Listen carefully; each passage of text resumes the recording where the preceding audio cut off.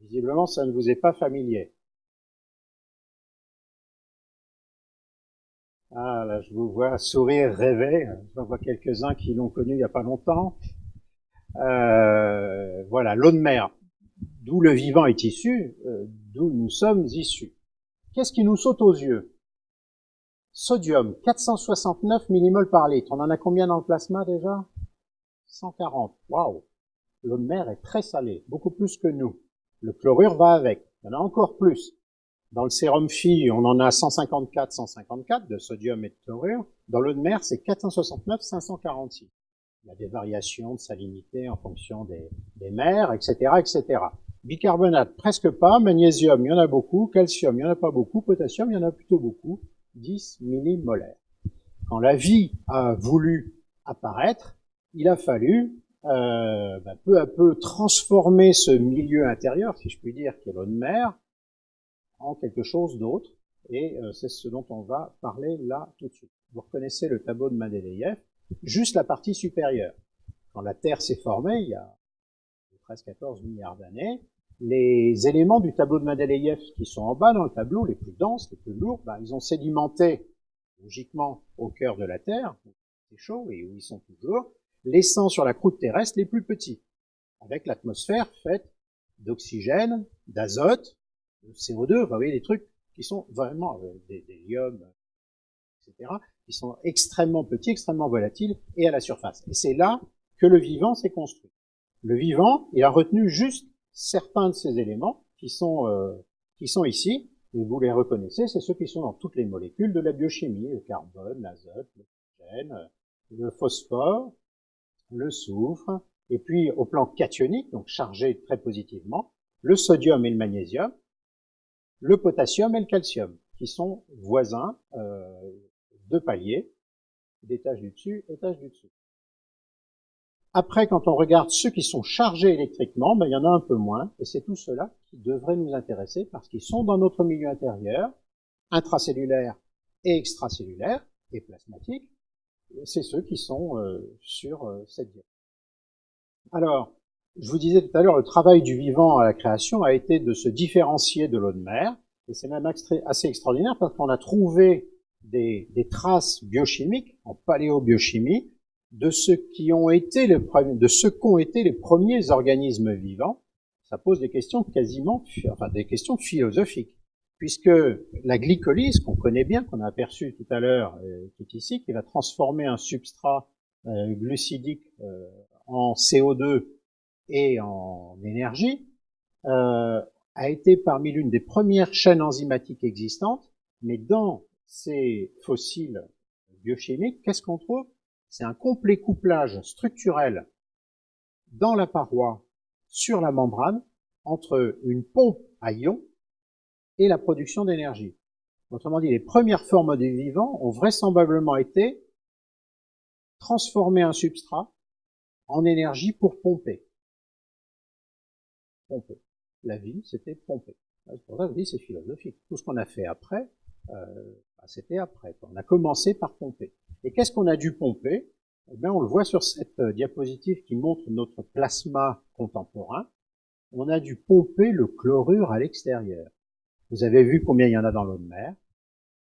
Si on veut pouvoir faire de la biochimie dans notre milieu intérieur, il faut, pour respecter l'électroneutralité, avoir de la place. C'est-à-dire que un anion minéral, il n'y a pas le choix, il n'y a que le chlorure, laisse la place pour pouvoir y mettre des molécules chargées négativement qui sont utiles au développement du vivant. Et c'est ça qui a été la fabrication du vivant. Ça a été faire un espace anionique non chlorure pour pouvoir y mettre des protéines. Je vous rappelle que les protéines sont toutes chargées négativement. L'albumine ici dans le milieu plasmatique, mais dans le milieu intracellulaire, c'est exactement la même chose. Voilà le liquide interstitiel, le plasma, c'est la diapo qu'on vient de voir, et ici, les liquides intracellulaires. Vous voyez que dans le milieu intracellulaire, les protéines sont présentes en très grande quantité, c'est normal, c'est elles qui sont les effecteurs de la vie, les enzymes codés dans le code génétique. Autre chose, le phosphate, on en a royalement 1,2 millimolaire dans le plasma, et là il y en a 80, c'est énorme. Le phosphate, c'est le tampon intracellulaire. Rhabdomyolyse, hyperphosphatémie, c'est quand on lyse une cellule musculaire, le phosphate qu'elle contient passe dans le torrent plasmatique, il passe de là à ici, et ici il y en a tellement peu qu'on n'a même pas marqué. Le potassium, 90 millimolaires de potassium à l'intérieur des cellules, même raisonnement, rhabdomyolyse, beaucoup de potassium dehors. Pourquoi je vous raconte tout ça? C'est passionnant, c'est sûr, mais aussi parce que ce que nous mangeons, c'est du vivant. Vous mangez autre chose que du vivant? Des cailloux? Non. Sous différentes formes, que ce soit animal ou végétal, humide ou sec, c'est toujours du vivant. On dit toujours la banane. Il y a beaucoup de potassium dans la banane. Ouais, parce que la banane le concentre pour des raisons d'économie d'eau, parce qu'elle vit en climat tropical, et pour que son bébé banane devienne un beau bananier, elle en met beaucoup dedans. Comme il y a beaucoup d'albumine dans l'œuf. C'est une concentration locale. C'est pas le bananier qui en contient pas beaucoup, mais dans la banane, il en met beaucoup. Le phosphate, vous avez des problèmes d'apport en phosphate. Dès lors que vous mangez, vous n'en avez pas du tout. Arrosé de tout ce phosphate intracellulaire. Le potassium, même chose. Les apports de potassium, dès lors qu'on mange, on en a beaucoup. Et vous voyez que là, je vous parle d'alimentation, mais tout à l'heure, on va parler de perfusion. Il va nous falloir nous mimer dans la constitution de nos perfusions ce qu'on aurait si on mangeait. Et si on ne mime pas parfaitement, savoir pourquoi. En quoi l'adapter. Que dire d'autre? Presque pas de sodium à l'intérieur des cellules et beaucoup de sodium à l'extérieur. Vous voyez que tous nos cations plasmatiques sont minéraux. Nos anions plasmatiques, il y en a un seul minéral, c'est le chlorure. Les autres anions sont issus du vivant. Des choses que vous savez bien, 1/3 d'eau extracellulaire, 2/3 d'eau répartie pour 1/4, 3/4 dans le secteur interstitiel et dans le plasma. Ça donne ça, en termes de quantité d'eau en millilitres par kilo de poids corporel, ou en pourcentage de l'eau corporelle totale. Un point très important de la physiologie, et on le comprend avec les nomogrammes qu'on a vus tout à l'heure, pour les lois de l'osmose, ce qui va constituer la quantité de liquide intracellulaire ou extracellulaire, c'est les osmoles qui sont dedans. C'est les électrolytes qui sont dehors. Électrolytes ou autres. C'est pour ça que je dis osmole. Les électrolytes jouent pour l'osmolarité, mais évidemment, toute substance, toute molécule issue du vivant qui ne serait pas un électrolyte, qui ne serait pas dans le tableau de Mendeleïev, joue aussi pour l'osmolarité. Mais comme le cation principal extracellulaire, c'est le sodium, le cation principal intracellulaire, c'est le potassium, la quantité d'eau qui nous constitue va être très dépendante de l'un, de l'autre, ou des deux, pour l'eau corporelle totale. D'où cette vision de Condois et Delmat, c'est JCI 1958, c'est pas tout neuf, qui montre la haute corrélation qu'il y a entre la quantité d'eau et les concentrations ici de sodium. Je vous l'ai déjà montré, cette diapositive, elle vous montre un mécanisme adaptatif complémentaire, qui est lui alors paléolithique, l'ADH plus que paléolithique. Toutes les espèces vivantes ont de l'ADH, ont de la vasopressine, le ver de terre, les insectes, et ainsi de suite. C'est très très ancien, tout le monde a ça, il y a des petites nuances, mais enfin tout le monde a ça, et quand on a soif, on boit. On boit. L'adage reste vrai, on ne se rend pas compte à quel point c'est un phénomène constituant de la pérennité du vivant que d'aller chercher de l'eau quand on en a besoin et de ne pas aller la chercher quand on n'en a pas besoin. Le vivant est impossible sans cette chose-là. Toutes les concentrations de toutes les substances en dépendent et donc toutes les activités enzymatiques, biochimiques en dépendent. La vie ne peut pas durer si on n'a pas l'osmolarité qui convient, la quantité d'eau qui convient, parce que, bêtement, la biochimie ne peut plus se faire dans des circonstances hostiles. Alors, quelques mots du remplissage. Pourquoi remplir? La réhydratation, on l'a vu tout à l'heure, compensation du jeûne, déshydratation préalable, c'est l'exemple du patient en occlusion. Les apports de base, le patient ne mange pas « je vais faire semblant de faire comme si il pouvait manger pendant la période périopératoire ». La période périopératoire, en plus, on a des obstacles, c'est les pertes éventuelles. Ils saignent, ça on le voit, on remplace, etc. Mais ils suintent, ça c'est plus difficile. Vous savez, ce liquide qu'il y a dans les redons, là, c'est pas du sang. Enfin, c'est quand même du plasma, du sérum, quelque chose qui est sorti des vaisseaux et qu'il va bien falloir remplacer d'une façon ou d'une autre. Quand le patient perd des globules rouges, on passe des globules rouges. Quand il perd du sang, on rend du sang. Mais quand il perd ces trucs-là, qu'est-ce qu'il faut passer? La réponse n'est pas très difficile. Analyser pour savoir ce que c'est, et on va lui donner la même chose. Si c'est compliqué, regardez l'iono et regardez qu'est-ce qui a varié, et on va remplacer ce qui a varié. C'est ça les bases de notre raisonnement quotidien. Restauration volémique, je passe, c'est le remplissage. On va tout de suite parler un petit peu de la distinction sur cette base-là. Au plan hémodynamique, vous avez ici en abscisse le volume de la volémie, c'est-à-dire du secteur intravasculaire, et ici le volume extravasculaire. Attention, il n'y a pas l'intracellulaire là, hein, il est à part. On peut imaginer sur la droite de la diapo. Et là, vous avez la pression osmotique qui règne. Et dans la volémie, vous avez une pression osmotique, entre guillemets, la pression oncotique, qui est supérieure à celle qu'il y a dans le milieu interstitiel. Pourquoi? L'albumine. C'est l'albumine qui est responsable de ça. Et si on était comme ça à l'état stationnaire, l'albumine plasmatique absorberait de l'eau de l'interstitium vers le plasma. On gonflerait dans la volémie, on serait vite en œdème pulmonaire. Mais heureusement, le cœur bat.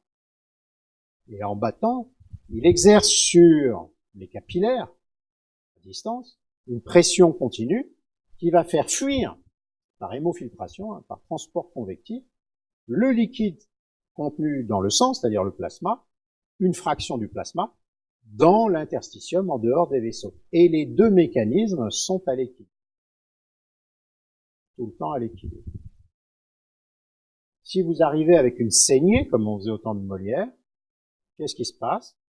Ce volume, qu'on appelle la volémie en jargon médical, va réduire. Voilà.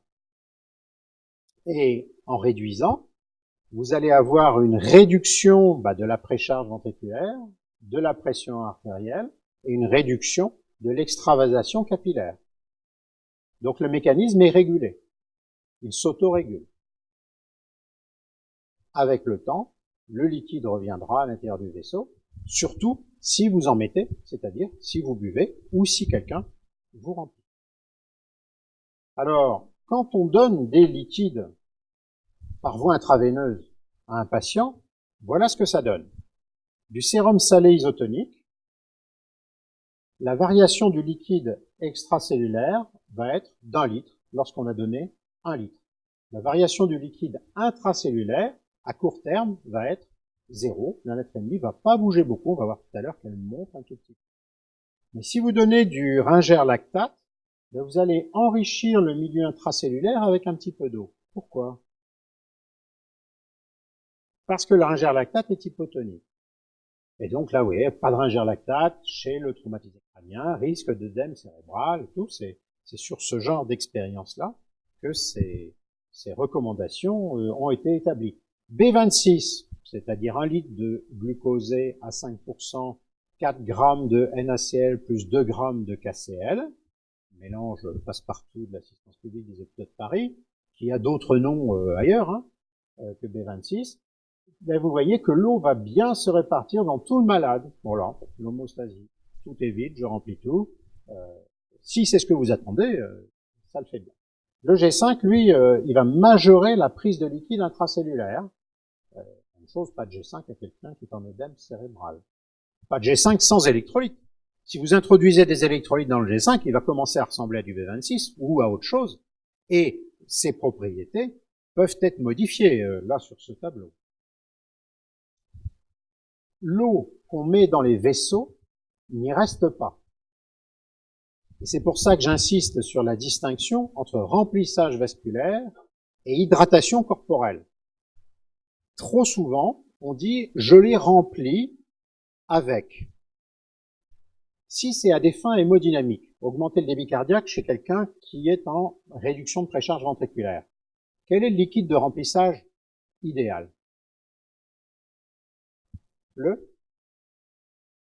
Alors, le liquide de remplissage idéal, pour bien répondre, il faut un cahier des charges.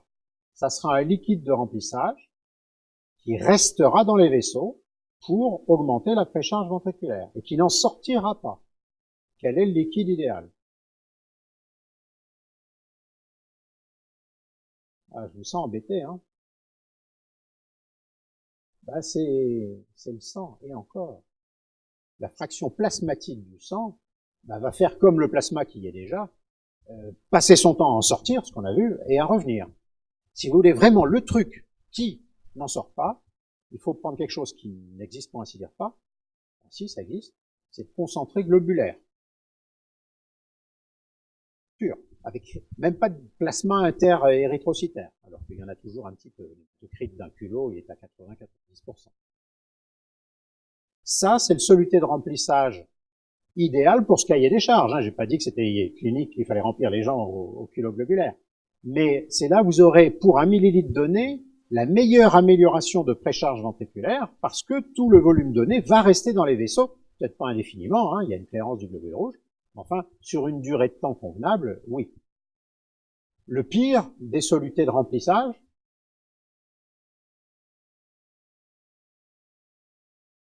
c'est pas difficile, c'est l'eau distillée. L'eau distillée, bon, elle a un autre problème, c'est qu'elle va liser les érythrocytes par différence et toutes les cellules du sang, par différents éléments figurés du sang, par différence de pression osmotique. Donc vous pouvez prendre de l'eau distillée dans laquelle on a mis des osmoles jusqu'à être quasi isoosmotique, ça s'appelle le G5. Le G5 n'entraîne pas d'hémolyse, mais effectivement, il va avoir qu'un souci, c'est non pas de passer du secteur plasmatique au secteur interstitiel, mais c'est de se répartir au prorata des osmolarités, en augmentant l'hydratation extracellulaire, vasculaire extracellulaire, et en augmentant l'hydratation intracellulaire. Si maintenant vous passez du sérum Phi, 154-154, 308 milliosmoles, comment est-ce qu'il va se comporter?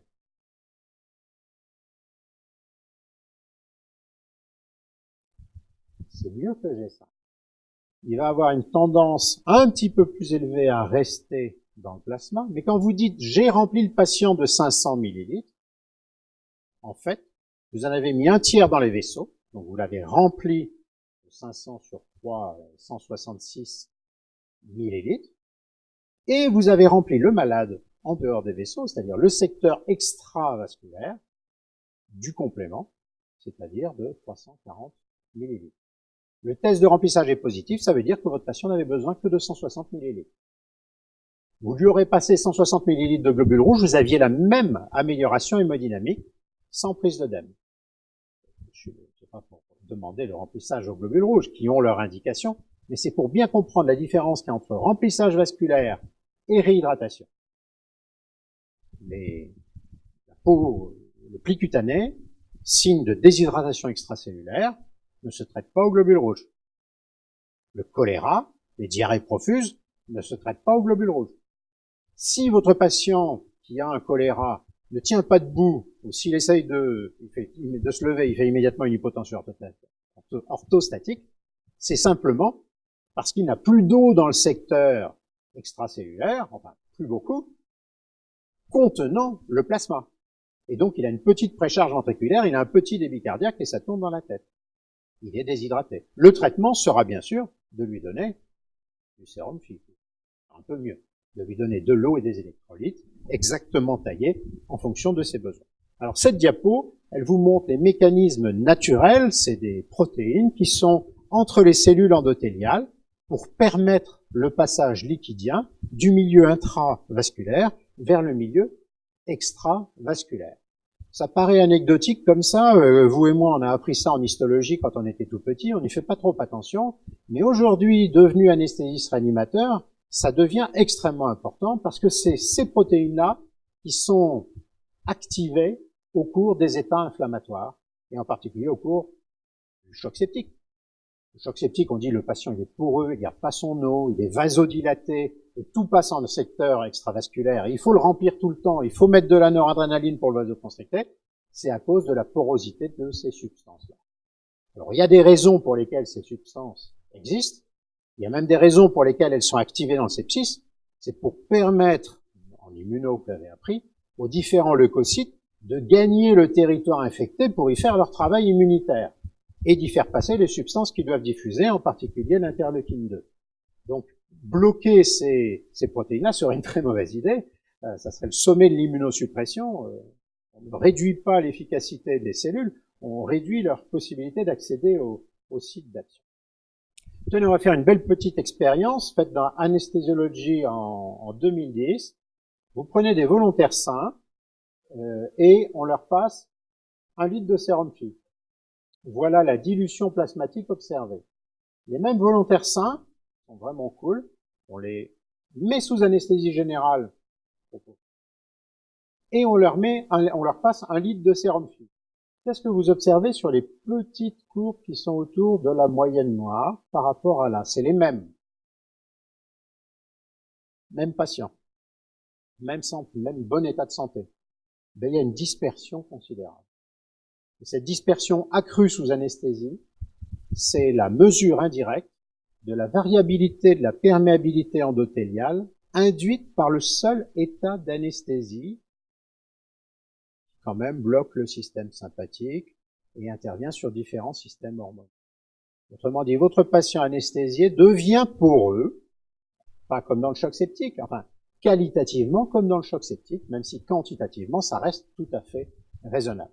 Ce qui veut dire que le remplissage vasculaire du sujet éveillé volontaire sain, qui ne sert à rien au passage, n'est pas du tout le même, c'est pourtant celui qui a été décrit dans les manuels de physiologie et de pharmacologie des solutés de remplissage, que celui du patient qu'on voit tous les jours, vous et moi, qui est tout simplement anesthésié et qui a besoin d'un petit remplissage pour compenser, par exemple, le retard d'hydratation préopératoire. Alors bon, juste quelques mots parce qu'on n'a pas beaucoup de temps pour ça. Le glycocalyx. Vous avez entendu parler de ce truc un peu bizarre. Le glycocalyx, c'est à la surface de l'endothélium à l'intérieur des vaisseaux, une forêt, ça ressemble à une forêt vue d'avion, de glycosaminoglycanes de différentes familles qui ont une fonction extrêmement importante, c'est de coincer l'albumine. Comme des ballons qui seraient, vous voyez, des ballons gonflés à l'hélium qui seraient jetés dans une forêt, genre goûter d'anniversaire d'enfant. Et vous en avez partout qui viennent se coincer dans les arbres. C'est joli, non? Ben, le glycocalyx fait ça avec l'albumine. On a combien d'albumine dans le plasma? Merci. 40 grammes par litre. On a combien d'albumine dans le glycocalyx? On pourrait penser 40 grammes par litre, puisque c'est au contact. Ben non. Parce que, exactement comme les ballons qui ont été lâchés au-dessus d'une forêt, ils viennent se coincer dans les arbres. On a 500 grammes d'albumine par litre dans le glycocalyx. Autrement dit, une concentration extrêmement élevée, invraisemblablement élevée. Bon, c'est tout petit, donc ça fait presque rien. Et les 40 grammes par litre que vous connaissez, bien, semble-t-il, c'est ce qui permet de réalimenter en permanence les ballons qui sont à l'intérieur de la canopée du glycocalyx. Quel est l'intérêt de cette astuce physiologique? Ben, c'est que cette petite couche d'albumine à 500 grammes par litre qui est au contact de l'endothélium, elle va réabsorber l'eau interstitielle en permanence avec une pression osmotique, un gradient de pression osmotique prodigieux. 500 grammes par litre sur une toute petite couche, c'est terriblement efficace. Et c'est ça qui va ramener la molécule d'eau du secteur interstitiel. Là, elle est derrière la cellule endothéliale. Je la vois, je la sens, je l'aspire par osmose. Hop, elle est dans le torrent sanguin qui la balaye tout de suite et la remporte. Et c'est ça qui est le mécanisme intime de la sortie sous pression hydrostatique que je vous montrais tout à l'heure et de l'entrée par pression occultique que je vous montrais sur la même diapositive. Donc vous voyez, respect pour le glycocalyx. Qu'est-ce qui abîme le glycocalyx? Le sepsis, le froid, 37 degrés, sauf si vous remplissez massivement avec du liquide froid, et la vitesse de perfusion pour une raison toute bête. Là encore, l'image des ballons dans la canopée fonctionne. Si vous faites passer un coup de vent sur les ballons, bah ça, ils vont partir. Si vous passez 1 litre de sérum Phi super rapidement, vous allez être content sur le delta PP, sur l'ITV et sur tout ce que vous voulez, mais vous allez être pas très content parce que votre litre de sérum Phi, qui normalement serait parti 666 dehors, 333 dedans, risque de passer surtout dehors parce qu'il n'y a plus l'albumine pour les faire revenir ou pour les maintenir à l'intérieur du vaisseau.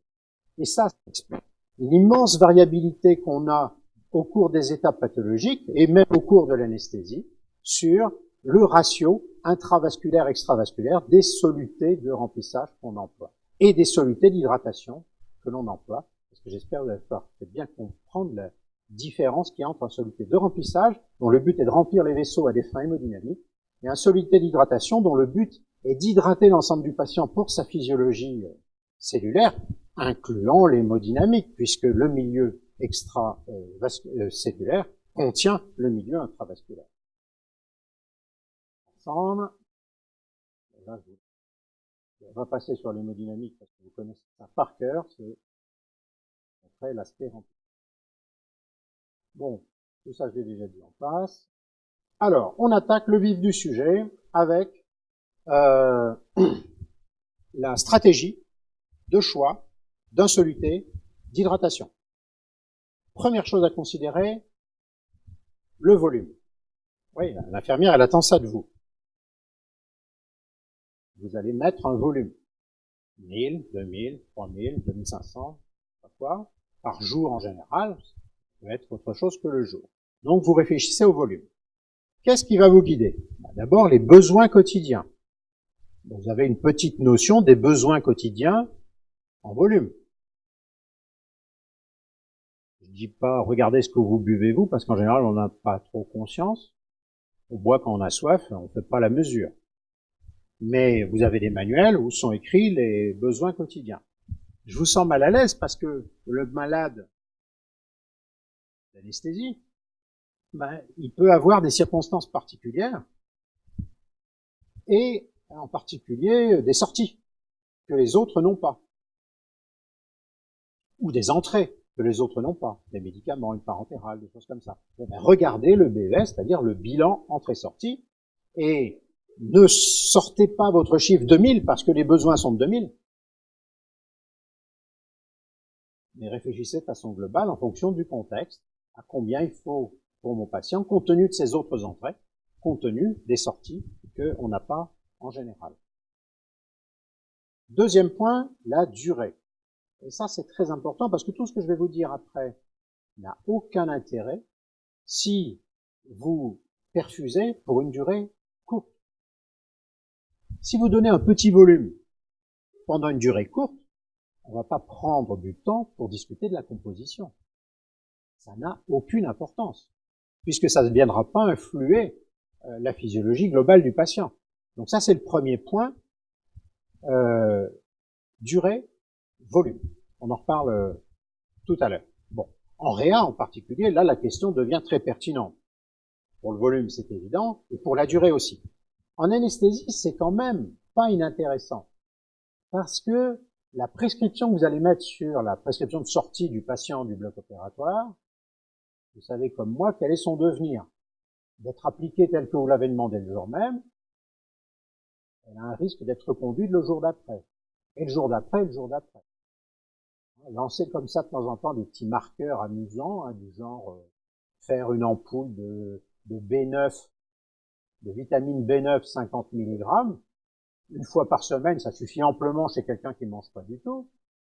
Vous pouvez en orthopédie la retrouver 2 mois après, toujours prescrite quotidiennement avec un acharnement invraisemblable. C'est rien contre l'orthopédie, aussi, contre tout le monde. C'est absolument partout pareil.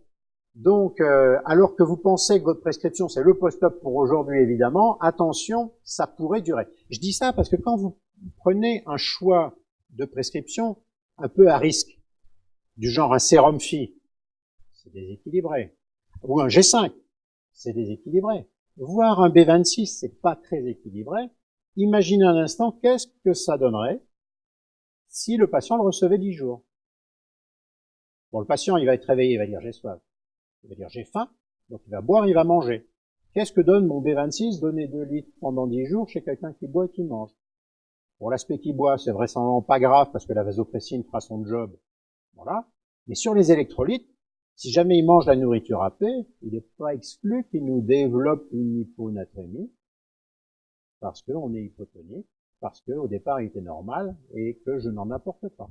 On en reparle tout à l'heure. Pour la durée, donc, quantité réellement administrée, parce qu'il y a ça aussi, c'est vous prescrivez et c'est pas reçu.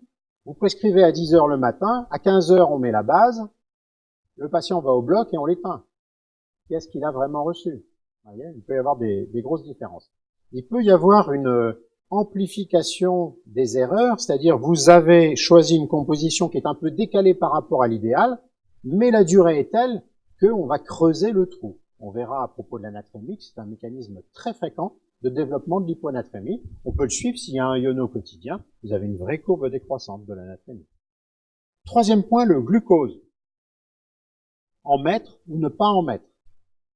Quelqu'un qui ne mange pas du tout, qui n'est pas en état de stress, doit recevoir au moins du glucose. Sinon, il fait la fameuse hypoglycémie, on appelle dans les étages, qu'on resucre au G30, cette horreur, qui fait une belle poussée d'insuline qui rend hypoglycémique. Après, il y a plus simple, si on met un pouce serein, une perfusion continue de glucosé pas à 30%, mais à des valeurs plus raisonnables, en continu, pour empêcher l'hypoglycémie. C'est pas de la nutrition, hein. Loin de là. Je pense que vous l'avez vu avec Thomas Lescaut.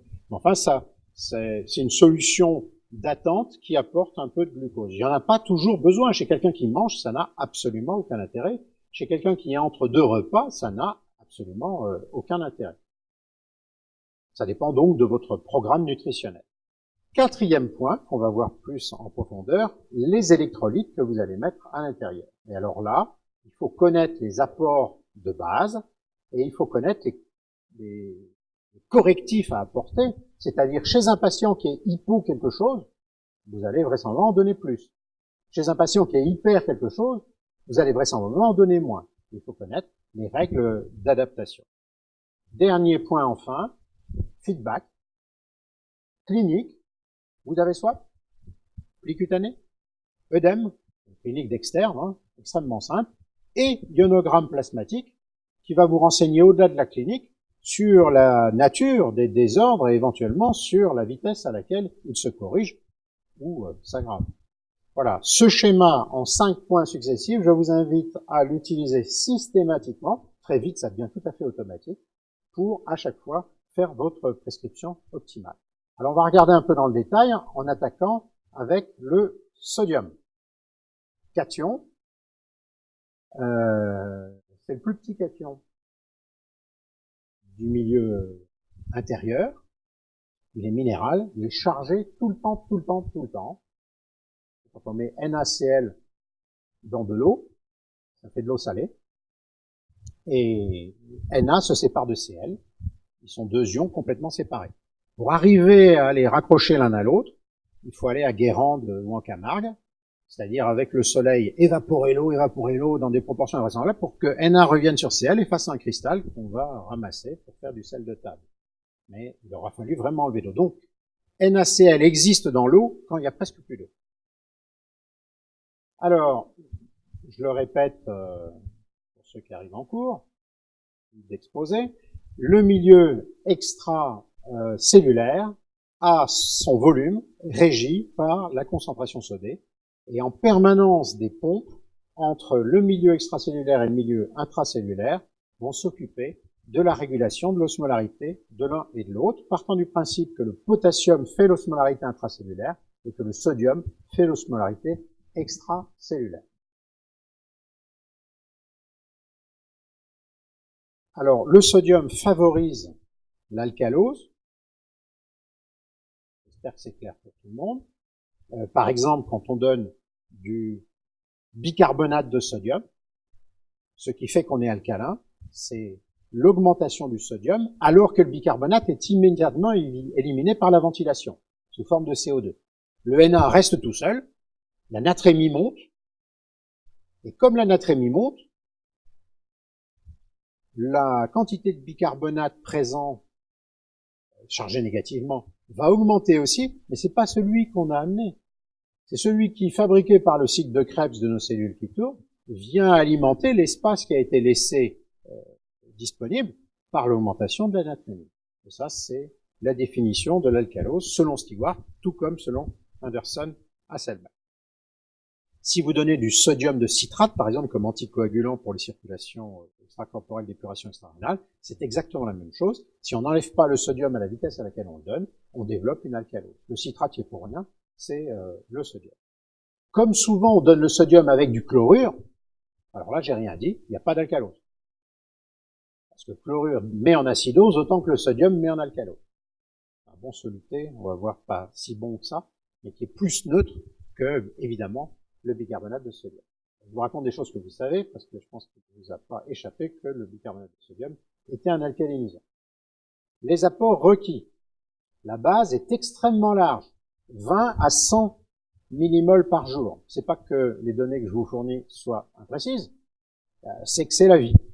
Il y a des jours où on en mange beaucoup, il y a des jours où on en mange très peu, selon votre alimentation. Si vous êtes végétarien, mangez avec des plantes, il n'y en a pas beaucoup.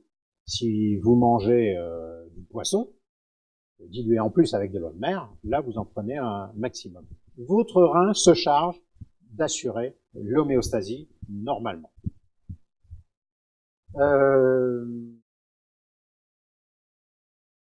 Les ampoules disponibles, 10, 20%. Vous avez vu, en général, on les utilise pas telles que, sauf correction rapide d'une hyponatrémie. Vous avez dû voir ça dans le cours hyponatrémie.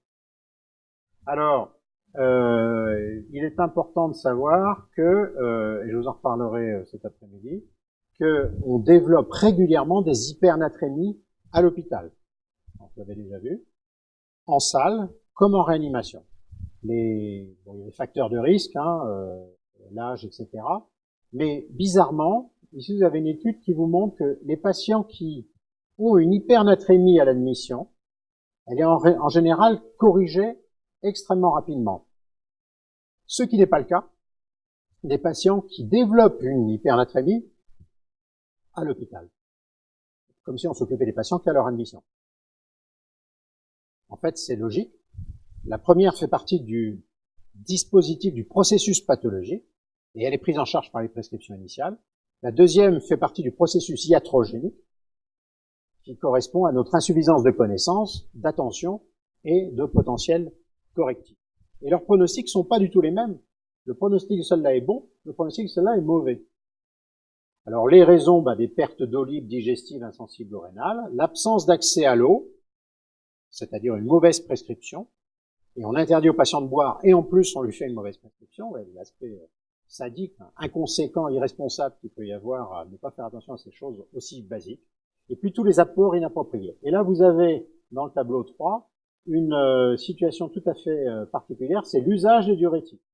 L'usage des diurétiques pour les patients présentant une hypernatrémie à l'admission, c'est 3 cas, ici c'est 47 cas. Les diurétiques sont pourvoyeurs d'hypernatrémie. Un mauvais problème. Arrête de dire du mal des diurétiques. Encore une fois, c'est pour en dire davantage de bien lorsqu'ils sont indiqués, mais du mal lorsqu'ils ne le sont pas. Deuxième produit que vous aurez à mettre dans la perfusion, le potassium. C'est l'étage du dessous du sodium, cation monovalent. Alors là, il faut connaître la capacité extraordinaire du rein à réguler la kaliémie. Ce qui pose le problème, lorsque le rein n'est plus là, qu'il est malade, de l'hyperkaliémie, que les gens vont nécessairement développer dès lors qu'ils ont des apports de potassium importants, enfin normaux, même bas. Le patient insuffisant rénal chronique va faire des hyperkaliémies, même avec une restriction potassique. Quelle est sa première source de potassium? Quelle est la première source de potassium dont vous disposez? C'est pas la banane, enfin, je pense pas. C'est votre stock intracellulaire. 90 millimolaires sur toutes les cellules. C'est énorme. Donc quand vous lisez des cellules, ça sort. Dans le cadre du housekeeping cellulaire, ça sort. Et l'insuffisant rénal chronique, il fait sortir aussi du potassium. La question est donc de la balance entre l'entrée et la sortie. Et voilà ce que le rein est capable de faire. Quand la kaliémie est basse, eh bien, il n'excrète pas du tout, très très peu de potassium, et il va se mettre à ouvrir le robinet complètement dès lors que la kaliémie est atteinte. Autrement dit, c'est le signal gâchette pour la régulation rénale du potassium. Chez la plupart de vos patients d'anesthésie qui ont un rein qui fonctionne mal pendant les quelques heures de la SSPI, on en a parlé, mais qui fonctionne bien le reste du temps, vous pouvez compter dessus, donc apporter le potassium nécessaire par jour, point. Ne faites pas de restriction potassique, ni d'excès potassique, pour une fois, c'est simple, on va faire normal, et le rein s'en occupera. Alors, bon, il y a des interrelations entre potassium et sodium.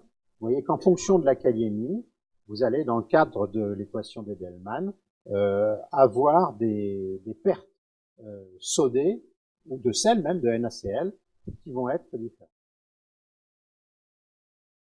Potassium. C'est quoi? Alors, la kaliémie est peu dépendante du stock corporel, on a vu. La compréhension du contexte dit de la prescription. Influence de l'équilibre acido-basique, ça c'est essentiel, je pense que vous le connaissez, c'est la fameuse hyperkaliémie d'acidose. Un patient qui est en acidose devient hyperkaliémique. C'est du transfert, c'est-à-dire que du potassium intracellulaire passe dans le milieu extracellulaire sous l'effet de la variation de pH. Les apports requis sont aussi très variables, mais de l'ordre de 40 à 100 millimoles par jour. Quand on mange, le problème est réglé, puisqu'on mange que du vivant. On boit de l'eau, et on mange que du vivant. C'est si on mange pas, qu'il va falloir apporter le potassium dans une quantité équivalente à celle qu'on aurait si on mange. On devra, en cas d'hypokaliémie authentifiée, augmenter un petit peu les apports de potassium. Je pense que vous avez tous déjà vécu la situation d'un patient qui a une hypokaliémie, vous lui passez une quantité de potassium que vous estimez déjà assez importante, vous faites un iono, ah, il est bien, quelqu'un refait un iono derrière vous 2 heures après, oh, il est rebas, à nouveau. Pourquoi? Parce que vous êtes face à quelqu'un qui a un pool potassique intracellulaire effondré, et quand vous lui donnez le potassium, il ne fait qu'un bref séjour dans le plasma, il va dans la cellule qui en est avide. Et donc, en fait, vous luttez contre un panier percé. Et la quantité de potassium que vous allez apporter, c'est pas 8 grammes, c'est 50 grammes. Pas en une journée. S'il est vivant avec sa kaliémie à 3, il le sera avec sa kaliémie à 3,2. Donc, vous allez mettre un programme de recharge en potassium. Quand on dit recharge, c'est recharge, quoi, sur plusieurs jours. Et quand le iono cessera de baisser à distance de la perfusion, vous saurez que vous avez à peu près reconstitué le pool potassique.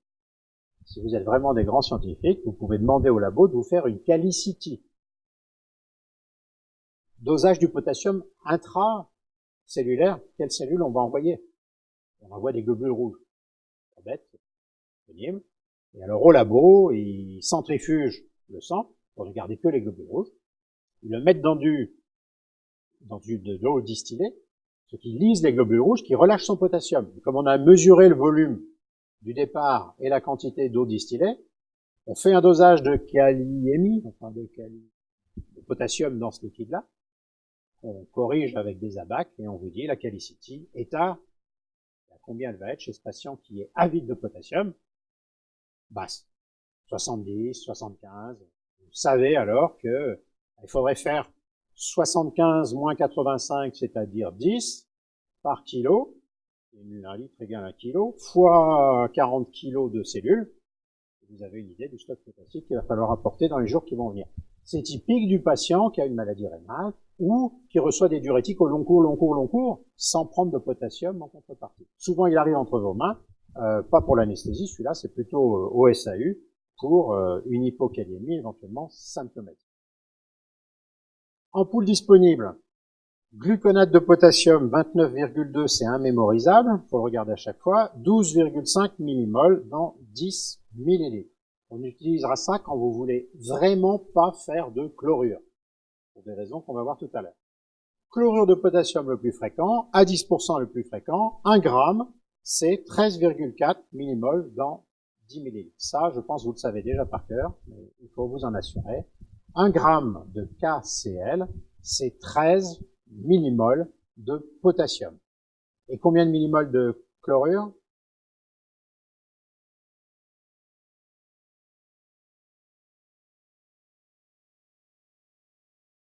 Pareil. Ouf. La définition de la millimole. Chaque fois que vous avez un K, vous avez un Cl. Donc s'il y a 13 millimoles, c'est-à-dire 13 par 10 puissance moins 3 fois le nombre d'Avogadro potassium, vous avez la même chose en chlorure, essentiellement. J'ai eu peur. Chlorure de potassium, 7,5%. Alors là, pourquoi un truc bizarre? Ben, c'est très commode, c'est qu'une millimole égale un millilitre. Tellement plus simple. Voilà, il faudrait que tout le monde ait ça. Les grammes de KCl, c'est pas commode, parce que KCl n'a pas évidemment la même concentration de K que gluconate de K. C'est logique. Alors que si on avait tout en millimoles, ben quand on veut donner 50 millimoles, on donnerait 5 ampoules. C'est tout. Enfin, le phosphate dipotassique, je vous dis qu'il existe simplement pour vous dire de ne jamais l'utiliser, ça précipite avec tout. C'est pour se fâcher avec les infirmières. Le calcium. Alors, c'est l'étage du bas, et cette fois, il est divalent. Il est dans la colonne numéro 2, Ca++, comme Mg, l'étage du dessus. Le calcium, alors, seul le calcium ionisé a un rôle en physiologie. Pendant des années, on nous a bassinés avec la calcémie totale. Ça ne veut rien dire, la calcémie totale. Ça dépend, comme vous savez, des protéines et de la calcémie ionisée. Donc maintenant qu'on a la calcémie ionisée, mesurons directement la calcémie ionisée. C'est beaucoup plus simple. La norme est entre 1,10 et 1,30. Le calcium sert, vous savez, à tout, mais jamais deux fois la même chose. Dans chaque cellule, il a un rôle. Dans les cellules musculaires, c'est le trigger de la contraction. Dans les cellules nerveuses, de la conduction.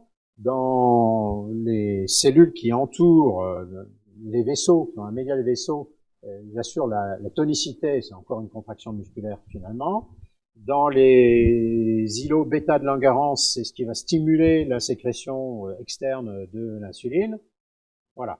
Quand quelqu'un est en hypocalcémie ionisée sévère, qu'est-ce qui se passe? Tout s'arrête dans un ordre. Vasoplégie d'abord, c'est-à-dire blocage des l'activité musculaire, vasculaire périphérique, veineuse et artériolaire. Et puis, quelques petits troubles neurologiques, c'est la tétanie, des choses comme ça, mais enfin, ils sont encore acceptables. Et puis, après, le cœur s'arrête. Et en fait, ça empêche d'avoir l'occasion de voir la défaillance des autres tissus qui viendraient si la circulation persiste. Alors, on a des stocks très importants dans l'os, mais dont le délai de mobilisation est beaucoup trop important pour faire face au stress que nous on rencontre en anesthésie et en réanimation. Ce qui veut dire qu'on a la mission de faire ce que fait l'apparatormone, c'est-à-dire d'aller liser avec les ostéoclastes les stocks pour aller dans la carrière de calcium, chercher du calcium à remettre en circulation. Quand il arrivera, le problème sera réglé de longue date, donc il va nous falloir le faire par l'alimentation, par voie intraveineuse. Les apports requis, de base, ils sont faibles, hormis période de croissance chez l'enfant, lactation et tout ça, bien sûr. 25 millimoles par jour, c'est vraiment tout petit. Il n'y a aucun problème avec l'alimentation normalement. Chez l'enfant, un peu plus. Il y a deux problèmes à connaître, mais c'est de la réa. Vous faites une dialyse qui est faite avec un dialysat qui passe en très grande quantité contre le plasma. Si par malheur, dans votre dialysat, il n'y a pas de calcium, tout le calcium du plasma s'en va. Et à ce moment-là, évidemment, le patient se trouve hypocalcémique. C'est réglé parce que depuis qu'on s'est rendu compte de ça, on met du calcium dans les bains de dialyse, et donc le transfert ne se fait plus, ou beaucoup moins. On régularise la calcémie du patient, mais on la met pas à zéro. Les dialyses calcium citrate, même chose, c'est un autre sujet. Choc hémorragique, vous avez tous appris, quand un patient fait un choc hémorragique, il faut lui passer du calcium. Pourquoi? C'est logique. Le calcium qui était dans le plasma, il se retrouve saigné, c'est-à-dire sorti du malade. Et si vous remplissez le malade avec un liquide dépourvu de calcium, il va se retrouver hypocalcémique, par dilution. Les ostéoclastes sont pas prêts de vous apporter du calcium pour corriger ça. Manque de chance, le patient en choc hémorragique, il a souvent besoin d'une bonne hémostase. Et l'hémostase, c'est encore l'un de ces organes qui dépend de la calcémie, puisque vous savez que tous les enzymes de l'hémostase, toutes les sérinéstérase de l'hémostase, elles contiennent un site actif qui a le calcium ionisé comme coenzyme. Donc, plus de calcium, plus d'hémostase. C'est embêtant chez quelqu'un qui sait. Donc, on doit en attendre. Et on dit toujours, accueil du polytraumatisé, dès qu'il a saigné plus de temps, ou tout de suite même, on lui donne du calcium quasiment à l'aveugle. C'est pas très grave. Ampoule disponible. Gluconate de calcium 10%, 1 gramme, soit 2,26 millimoles dans 10 millilitres, c'est pas beaucoup. Chlorure de calcium 10%, 1 gramme, soit 9 millimoles dans 10 millilitres, bah c'est 3 à 4 fois plus. Faites très attention. Ça, c'est une injection de chlorure de calcium chez quelqu'un qui était hypocalcémique.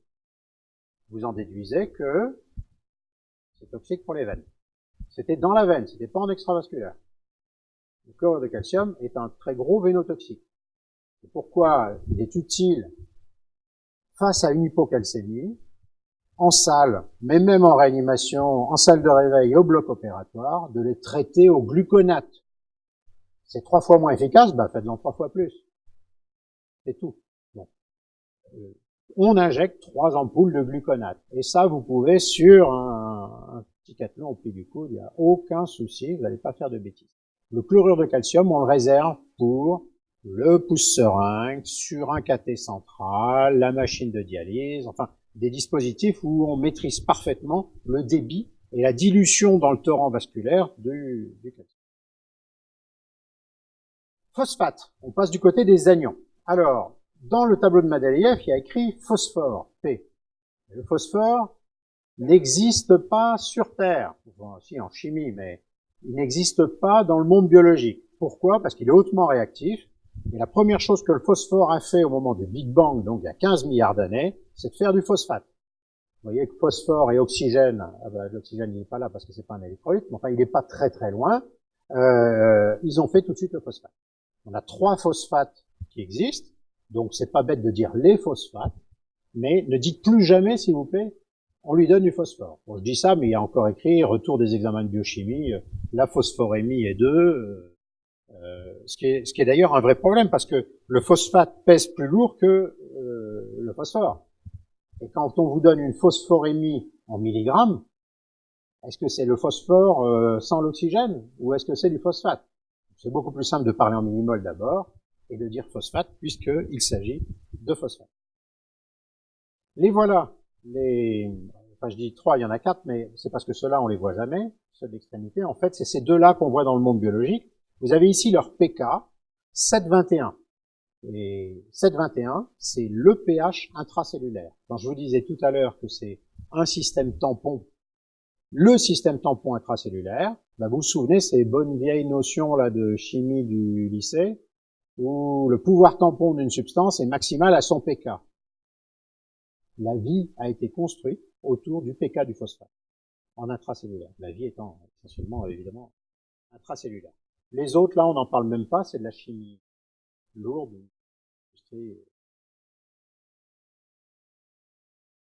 Le phosphate, voilà, hein, je vous le remontre là. On en a énormément. Alors, les stocks intracellulaires sont monstrueux. Vous n'avez pas à vous soucier de vos apports dès lors que vous mangez, parce qu'on mange du vivant. Il est indispensable à 2 choses qu'il faut connaître.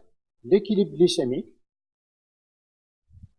Le glucose ne rentre dans la cellule qu'avec du phosphate, s'il y a de l'insuline, avec du potassium et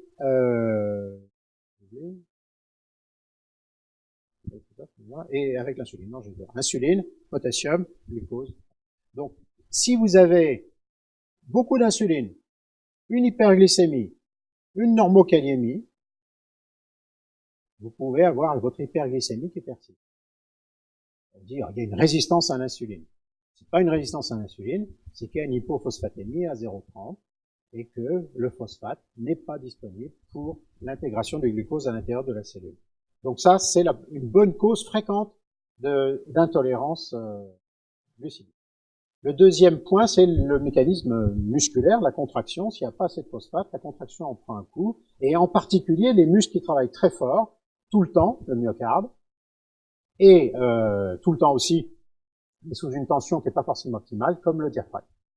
Sevrage ventilatoire en hypophosphatémie, ne rêvez pas, c'est pas possible. Il faudra la corriger, l'avoir corrigée depuis 12-24 heures avant de pouvoir réenvisager le sol. Les apports requis. Une base qui est faible, hein, même chose, il y en a tellement partout qu'il n'y a pas de souci. En cas d'hypophosphatémie, on va la corriger. Et puis même chose, les forts volumes, même raisonnement que tout à l'heure. Si vous avez un patient qui est vidé de son sang, ben, il faut penser à ce que les liquides qui sont remis à la place en contiennent, parce que la vitesse de reconstitution n'est pas infinie. En dialyse, pareil. Les ampoules disponibles, ben aujourd'hui, bon, il y en a plusieurs qui existent, hein, mais celle qu'on a sur l'assistance publique, qui est la plus répandue, qui est commode et qui est pas très chère, c'est le Focitan à 0,33 ou à 0,66, qui respectivement contiennent 0,33 ou 0,66 millimoles par millilitre. C'est pas très concentré, et souvent il faudra faire une demi-ampoule, une ampoule complète quotidienne pour les enfants. Allez, magnésium, on est repassé à l'étage du dessus, chez les cations, des ampoules à 50, 15 et 10%.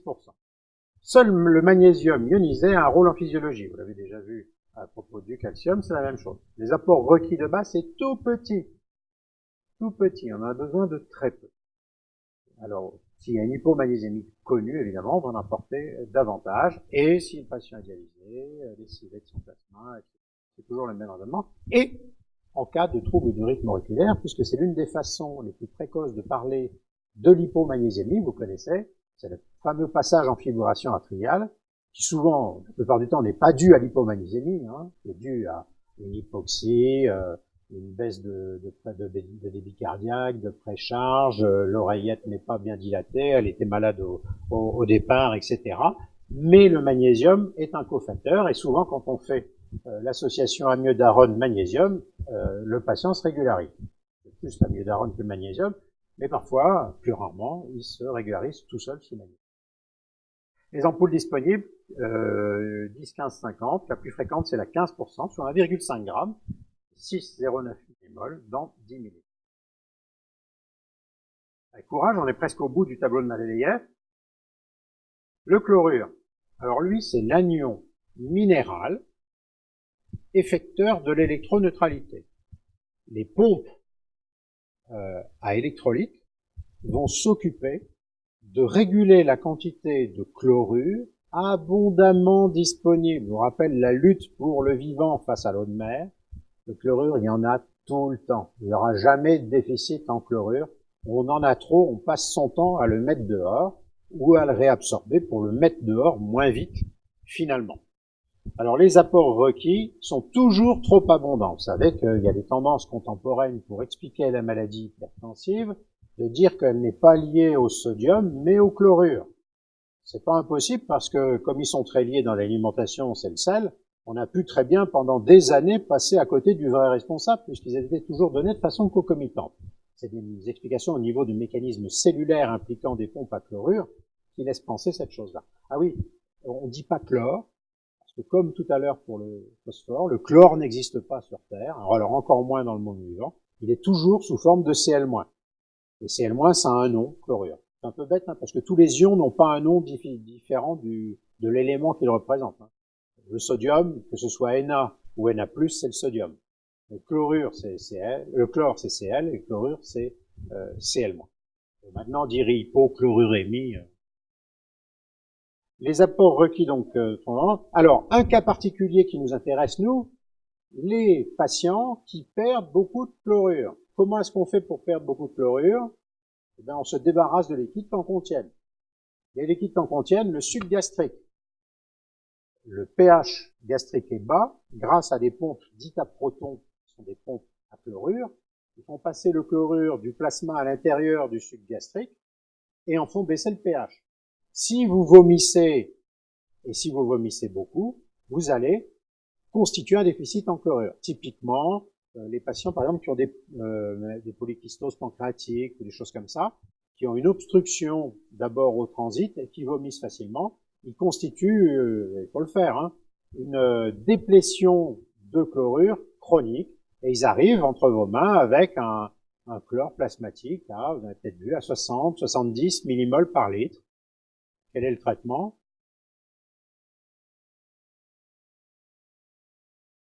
va donner du chlorure.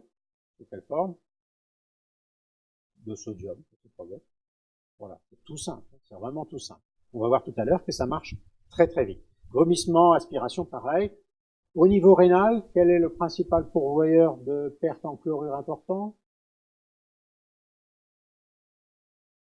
Furosémide ou bumétamide.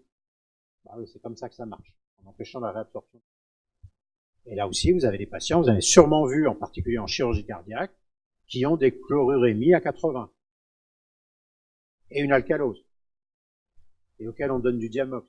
Pour faire une acidose, on pense à dire le bricolage d'enfer, il suffirait de donner dès le départ le furosémide à la bonne dose, et pas à la mauvaise. Voilà. Ampoule disponible, bah, NaCl, KCl, MgCl2, CaCl2. Donc, bien sûr, vous allez apporter du chlorure jamais, quasiment jamais sous forme tout seul. Ça existe, hein, chlorure d'arginine. Voilà, il y a des très rares indications. Et la plupart du temps, de façon concomitante avec les autres cations, avec les autres électrolytes qui sont des cations. Quand vous avez un patient qui est en hyperchlorurémie, c'est une bonne idée de lui apporter le potassium sous forme d'autre chose que chlorure de potassium, de gluconate par exemple. Quelqu'un qui est hypermagnésémique, magnésémique, apporter de magnésium, non pas sous forme de chlorure de magnésium, mais de autre chose de magnésium. C'est pareil pour ça. Bon, vous savez qu'au cours des dernières années, on a décrit une toxicité vraisemblable du chlorure par des usages trop abondants de solutés qui en contenaient beaucoup. Effectivement, le sérum salé isotonique, c'est commode, de l'eau, du sel, c'est isotonique, et on peut remplir avec ça, et ça produit pas de dégâts visibles. Sauf que le chlorure qui est ainsi donné, est donné à des concentrations beaucoup trop importantes. 154 millimolaires par litre. Donc c'est une dose de charge qui va renforcer notre mission, la mission des pompes, qui consiste à faire sortir le chlorure.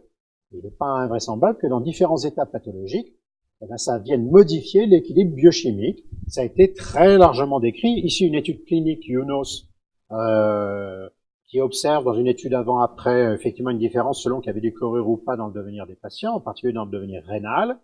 Et ici, vous avez une bonne vieille étude de Wilcox, 1983, de physiologie, qui, c'est en haut et en bas. Là, c'est le renal blood flow, c'est-à-dire un débit sanguin. On donne de l'acétate de sodium aux patients, c'est-à-dire, enfin aux patients, c'est une souris, les patients, vous allez voir. On lui donne du sodium d'acétate, l'acétate est métabolisé, donc reste que le sodium. Et on observe que le renal blood flow, le débit sanguin rénal, augmente. Et la quantité d'urine augmente. Alors là, c'est bizarre à comprendre, c'est le temps entre deux gouttes d'urine. Donc là, le temps est élevé, là, il baisse. Donc la durée augmente. Et, diapo suivante, même bestiole, même étude, on donne du NH4Cl, c'est-à-dire du chlorure d'ammonium. L'ammonium est métabolisé, le chlorure reste tout seul. Et vous avez alors une réduction du renal blood flow. Et presque rien, eux, ils voient une augmentation, moi je ne la vois pas trop, de la mean arterial pressure. En tout cas, l'espace de temps entre deux gouttes d'urine est nettement accru. C'est donc oliguriant. Le chlorure tout seul, et fait vraisemblablement rien sur le rein, parce que le Na fait pisser, le chlorure met en oligurie. Mais si jamais on est à réfléchir à ce à quoi nous sommes en train de réfléchir aujourd'hui, c'est-à-dire quel soluté j'apporte à ce patient, savoir qu'on aura intérêt à y aller mollo sur les apports en chlorure, si c'est possible, bien évidemment. Mais voilà par exemple une situation clinique absolument typique. Est-ce que vous pouvez me dire de quoi il s'agit au plan clinique? Vous arrivez à lire? Peut-être un peu trop loin. Vous avez ici 9 heures du matin, le 8 mars, 141 de sodium, 5,5 de potassium, 119 de chlorure, 20 de CO2, 34 de protéines, 1,51 de calcium, 162 de créate, 7 de glucose, 4300 de CK, pH 7,27, PO2 251. C'est un jeune homme de 18 ans. Alors c'est ça, il a une petite rhabdomyolyse débutante. C'est tout simplement un patient en choc hémorragique accident de moto, conduit par le SAMU de Paris. Et vous pouvez faire Sherlock Holmes et me dire qu'a fait le SAMU de Paris pour ce patient, à part l'amener.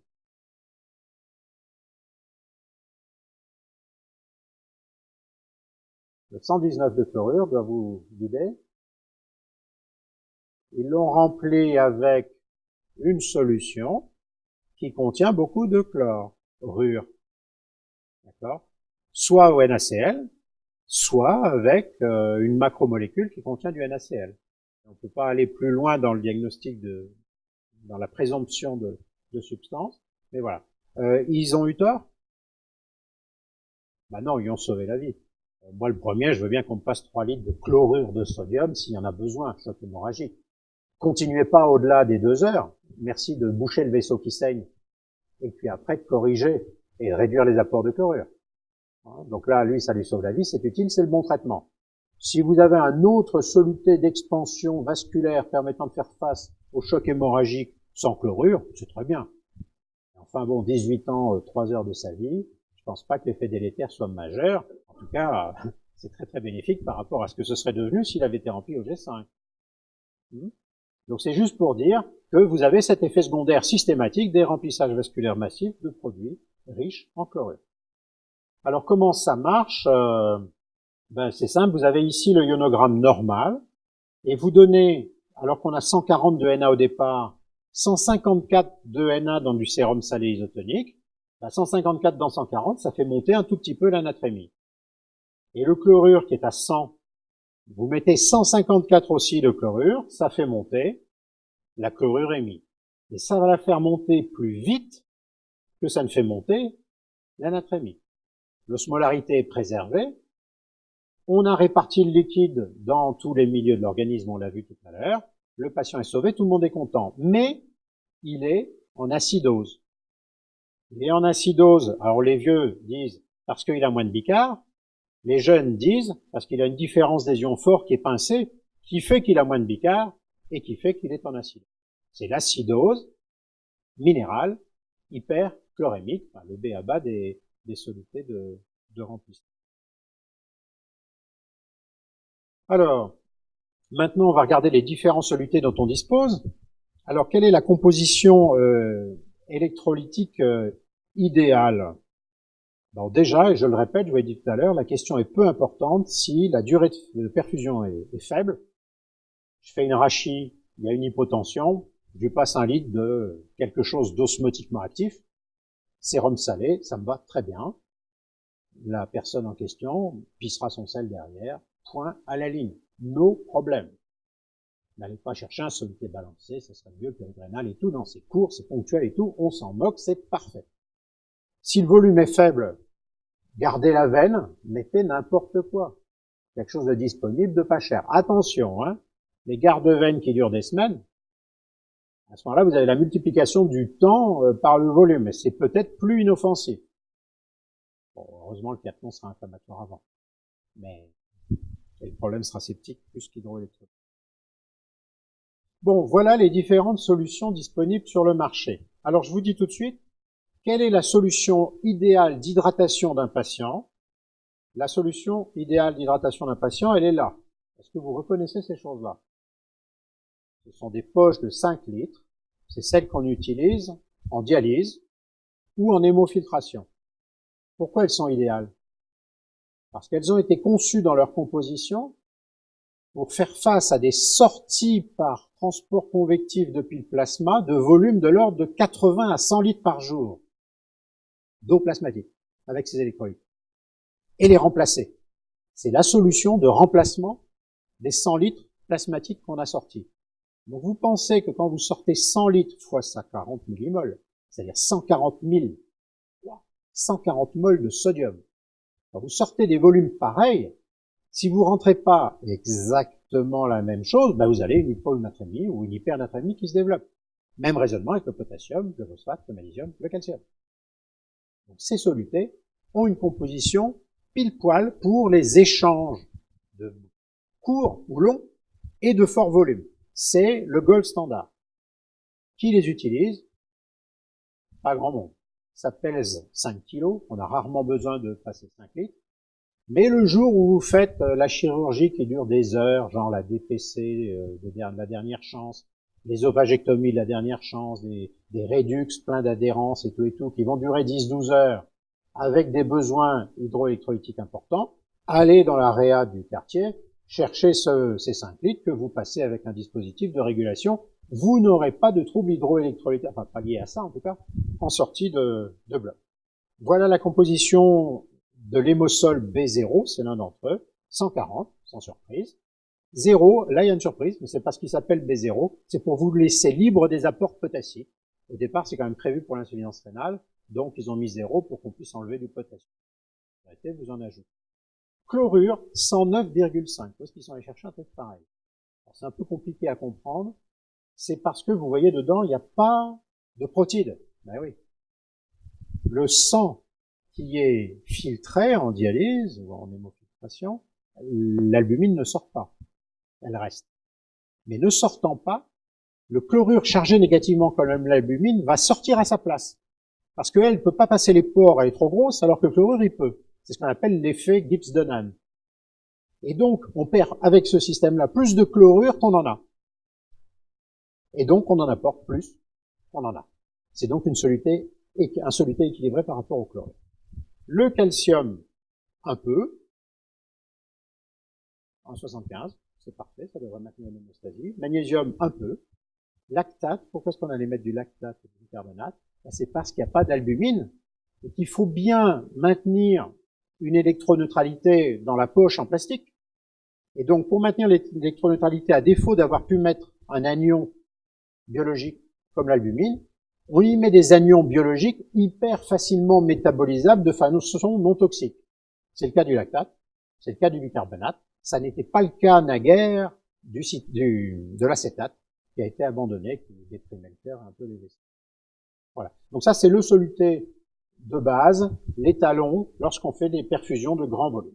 À côté, le ringerlactate, qui est pas cher, qui est d'utilisation commune, et qui est le parfait garde-veine, dépourvu de glucose. Vous voyez qu'il est néanmoins un peu hypotonique, il est bien en chlorure, il contient du potassium, on va voir tout à l'heure que c'est pas du tout un problème, il contient du calcium, et il contient du lactate comme son nom l'indique. Attention, sa composition est très variable d'un fabricant à l'autre. Mais enfin, l'esprit reste toujours celui-là. Le sérum salé isotonique, on l'a vu, et il existe un soluté Plasma-Light, qui doit être disponible maintenant en France, mais pas certain, parce que je vais ici, qui est un soluté qui a été pensé pour les apports de petits volumes, répétitifs chez les patients, vous voyez, qui est quand même bien fait. Il a du potassium, il a sans doute pas assez de chlorure, mais enfin c'était le but, c'était d'en faire un dépourvu de chlorure. Il n'a pas de calcium, vous le mettrez à la main. Il a ce qu'il faut en magnésium. Et on a rajouté, plutôt que du lactate, gluconate malate, 2 anions biologiques inoffensifs, 23 millimolaires. Et ça, c'est une erreur.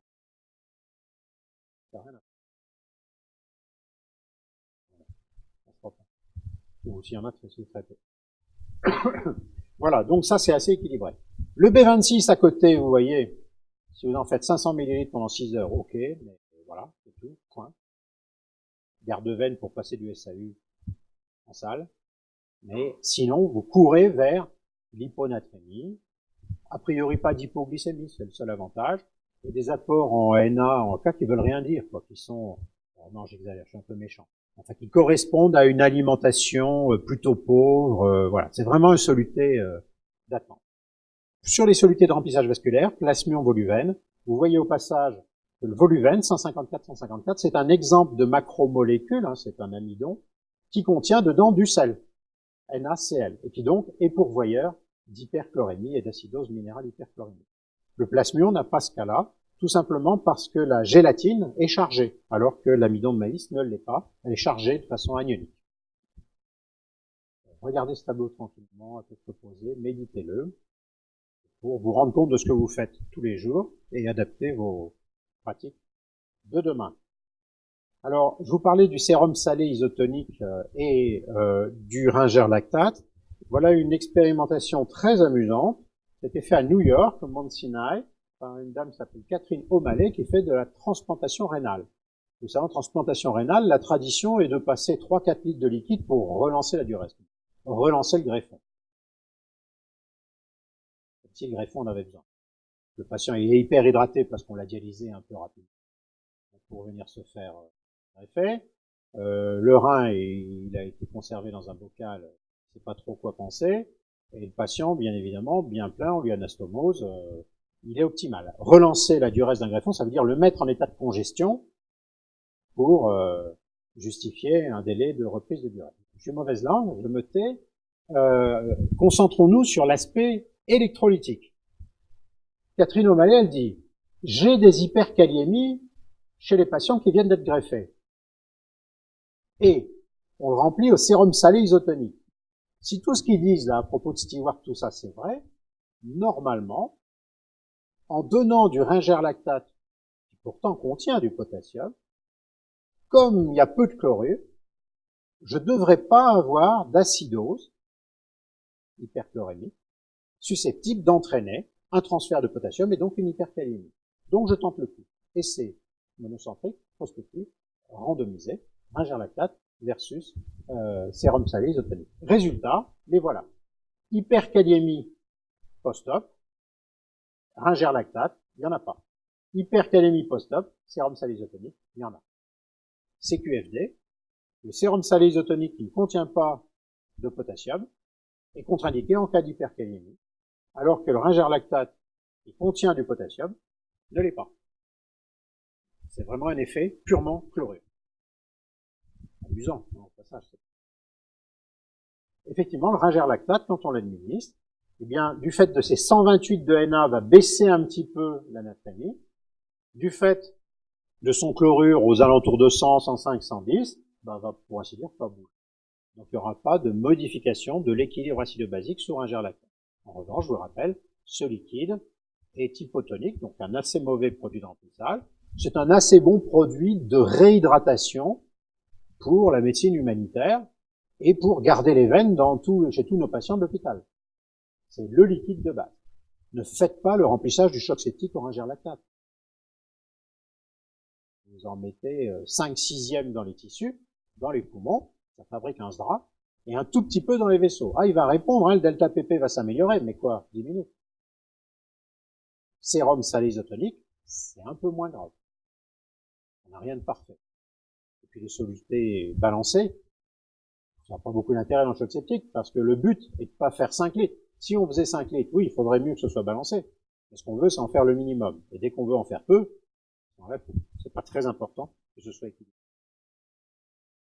Allez, au total, parce que vous m'avez l'air un petit peu fatigué, ce que je conçois, le remplissage peut être largement réduit.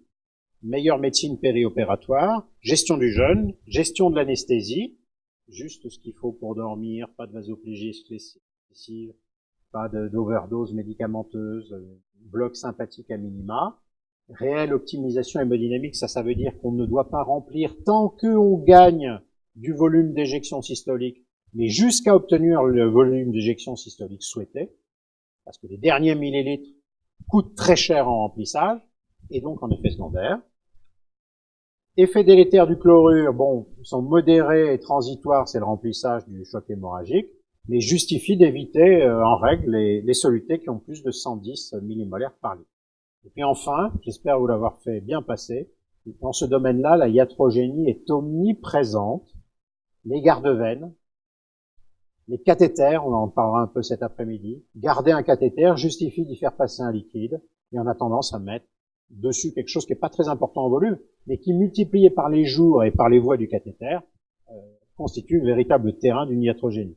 Dilution de médicaments, quel médicament est dans moins de 50 ml de quelque chose, diurétique, et l'organisation hospitalière, durée des jeûnes, et garde-veine, ça en fait partie. Voilà.